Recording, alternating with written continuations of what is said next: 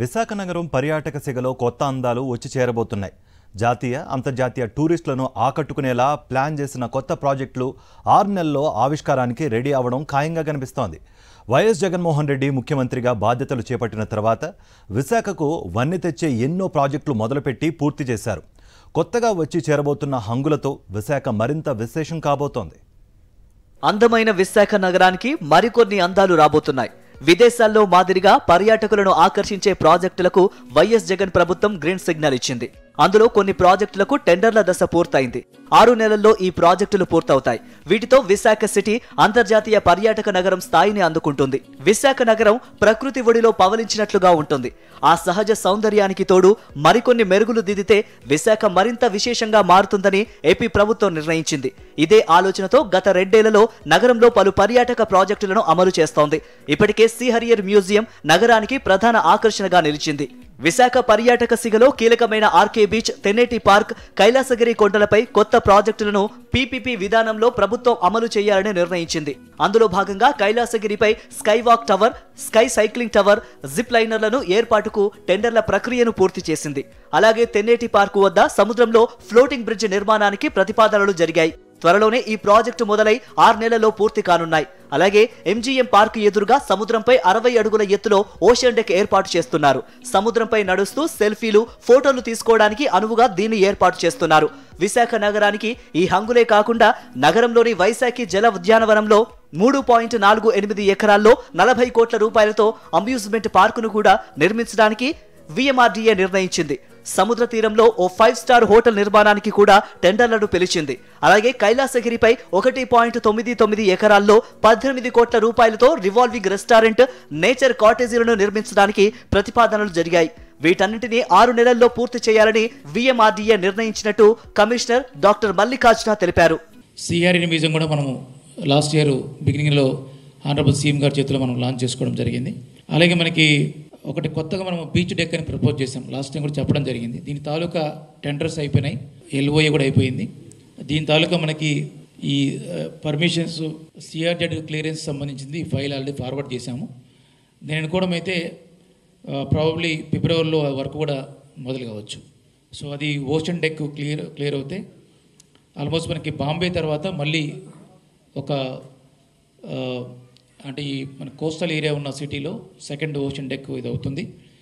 Almost see వాటర్లోకి almost ఒక 46 metres see వాటర్లోకి ప్లాట్ఫామ్ వెళ్తుంది లోపలికి. సో పర్యావరణానికి ఏమాత్రం డ్యామేజ్ లేకుండా అన్ని జాగ్రత్తలు తీసుకుంటూ సిఆర్డెడ్ నామ్స్ అని ఫాలో అవుతూ చేయబోతూ ప్రజలకి ఒక కొత్త అనుభూతి ఇవ్వాలి, ఒక కొత్త ఫీల్ ఇవ్వాలి అన్న ఉద్దేశంతో అది టేకప్ చేస్తున్నాం. ఇప్పటికే విశాఖ వైపు విదేశీ పర్యాటకుల తాకిడి పెరిగింది. గత ఏడాది కాలంలో చూసుకుంటే దాదాపు 50,000 మంది విదేశీ పర్యాటకులు విశాఖ నగరాన్ని సందర్శించారు. తాజాగా ఈ ప్రాజెక్టులు పూర్తి కావడంతోనే పర్యాటకంగానే కాకుండా ఉపాధి అవకాశాలు పెరిగే అవకాశం ఉంది. Definitely it will be a hit అండి. ఎందుకంటే we see that craze photographs కోసం అక్కడ కూడా పెట్టారు కదా సెంటర్లో, శ్రీపురంలో. అక్కడ కూడా బాగా హిట్ అయిపోయింది. అంటే ఇట్స్ పబ్లిక్ అట్రాక్షన్ ఉంటుంది బాగా. ఎస్ డెఫినెట్లీ మనకి ఇంత పెద్ద సీషోర్ ఉంది. That will definitely I think add to Vizag's value. It's a good idea. ఎందుకంటే ఈ రోజుల్లో చాలామంది ఫొటోస్ క్రేజ్ అంతా ఉంది. సో ఎనీథింగ్ పెడితే people will come for sure. CM Jaganmohan Reddy పదవి బాధ్యతలు చేపట్టిన తర్వాత విశాఖ నగరంపై ప్రత్యేక దృష్టి పెట్టారు. ఇక్కడ ఉన్న సహజ సానుకూలతలకు ఇతర వనరులు, సదుపాయాలు కల్పించడం ద్వారా అభివృద్ధి చేయాలని అధికారులను ఆదేశించారు. దీంతో విశాఖలో పర్యాటక రంగంలో ప్రైవేటు పెట్టుబడులు కూడా అంతకంతకు పెరుగుతున్నాయి. 2019 మన జగన్మోహన్ రెడ్డి గారు ప్రభుత్వం వచ్చిన తర్వాత వైజాగ్ ఇచ్చిన ఇంపార్టెన్స్ మనం చూస్తూనే ఉన్నాం. వచ్చిన 6 నెలల్లోనే దీని పొటెన్షియల్ గుర్తించి పాత ప్రభుత్వాలు చేసిన తప్పుల్ని మళ్ళీ సరిదిద్దేలాగా ఇది ఒక ఎగ్జిక్యూటివ్ క్యాపిటల్ అయితే అన్ని విధాలుగా బాగుంటుంది, ఒక ఫైనాన్స్ హబ్ అవుతుంది ఇండియాలోనే అనే ఉద్దేశంతో దీన్ని ఎగ్జిక్యూటివ్ క్యాపిటల్గా అనౌన్స్ చేయడం మనం చూసాం.